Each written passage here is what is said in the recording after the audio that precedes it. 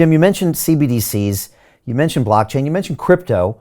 What is your view on all of these things? I think I read a quote with you somewhere saying that when you try to decentralize a financial system, you are going to get a reaction, sometimes a violent reaction from whoever you're trying to take that control away from. What do you see in those things? I know crypto is different from a CBDC, but what do you see? Yeah, I mean, I don't own crypto. I don't recommend it. Everyone's like, "Oh, Jim's a technological Neanderthal. He doesn't get it." It's like, no, I was in a gold versus Bitcoin debate in 2010 out in Devon, a little bit west of London. And when I'm in a debate, I like to know more about my opponent's subject than he does, because I don't want to get picked off. I want to win the debate.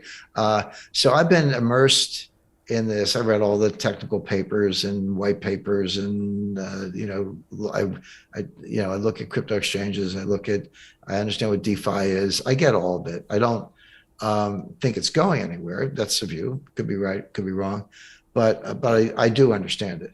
And the thing about central bank digital currencies is they're not cryptocurrencies. They're not blockchain. The ledger, because blockchain is just a ledger. It's just a bookkeeping way. It's digital, but the blockchain technology has been around since the 80s. There's nothing new about it, but it's your ledger, and it can be decentralized.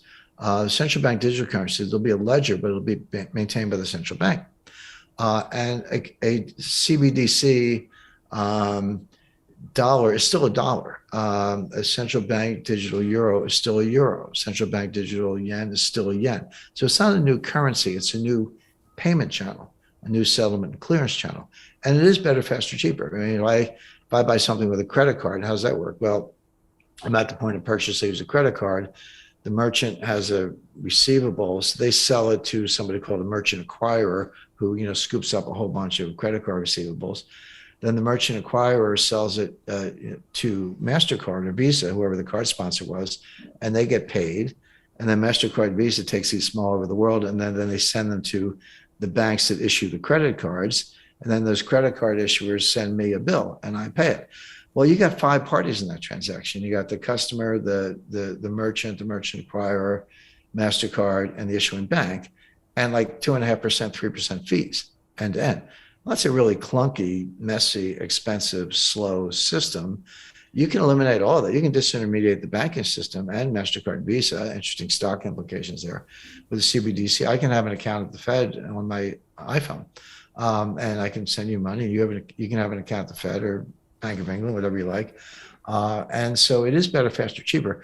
But it's also the ultimate surveillance tool. This will complete their surveillance state. They already know enough about us with GPS tracking. You got to turn your cell phone off and stick it in a Faraday sack. I have a few of those I carry with me if you want to avoid being tracked in real time. So they already know a lot about us and digital, facial recognition software, et cetera.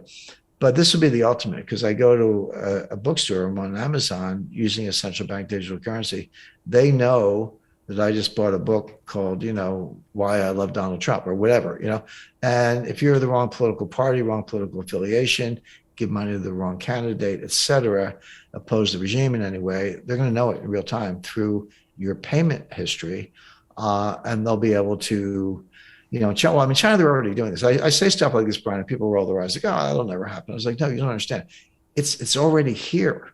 It's not universal. It's getting there. This is what they do in China. This is what the social credit score is all about.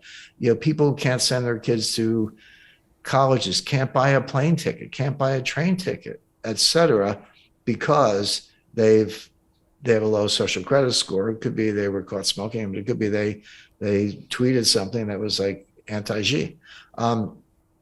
But this will come to Europe, Japan, and the US. And don't believe anyone who says, well, yeah, we could do that, but don't worry, trust us, we won't do that. Nonsense. The government never gives up power, never misses an opportunity to get more power. So that's where central bank digital currencies are going. As far as cryptocurrencies are concerned, I studied it I've studied it for kind of 12 years at this point, but I wrestled with it. It's like, okay, I read all the technical papers, I get it, I look at the charts, I hear, but I can't really understand it. Like, what's it all about?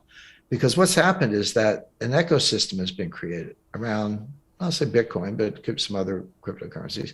And there are exchanges, there are custodians, there are hedge funds that, buy and sell these things. There are analysts, there are charts, there are technicians. The entire ecosystem of Wall Street has been wrapped around Bitcoin with one difference, which is there's nothing there.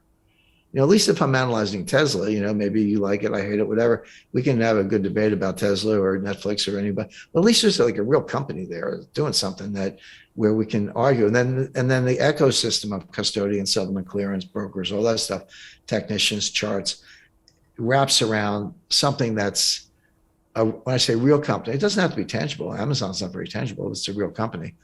But there's like no there. Where's the kernel of the thing? And it's not there. So there's no use case other than, like tax evasion or money laundering or something. So how to understand it? And I didn't really get a grasp of it until I did a really deep dive. And I'm talking years of study and, like 20 books on communications theory. And in particular, the digital environment. Marshall McLuhan said when they put Sputnik up in, I think, 1958 or 59, he said the entire planet became a human artifact because we were wrapping the planet in aluminum. That was it. But he was right. And they say, they're saying we don't know who discovered water, but we're certain it was not a fish. Because a fish is in water. When you're immersed in something, you don't know it's there. You got to take the fish out of the water, and the fish goes, "Hey, where's the water?" But when you're in it, you don't know it. You're immersed in. We're immersed in an electronic environment, which is acoustic, tactile, non-linear. We've been reading for 2,500 years since Plato, reading books. But now all of a sudden, that doesn't matter. I mean, you can't go to a restaurant without hearing hip hop on the speakers. We're immersed in this digital electronic environment, and cryptocurrency is a part of that. So they're actually hallucinogenic. Everyone sees what they want to see. And then when you think about it, let's say you're 25 years old. And I've seen data on what percentage of the age group of the cohort own Bitcoin or other cryptos, by cohort. And the lowest, over 60 is the lowest. There could be big account. This isn't a dollar thing or a dollar equivalent thing.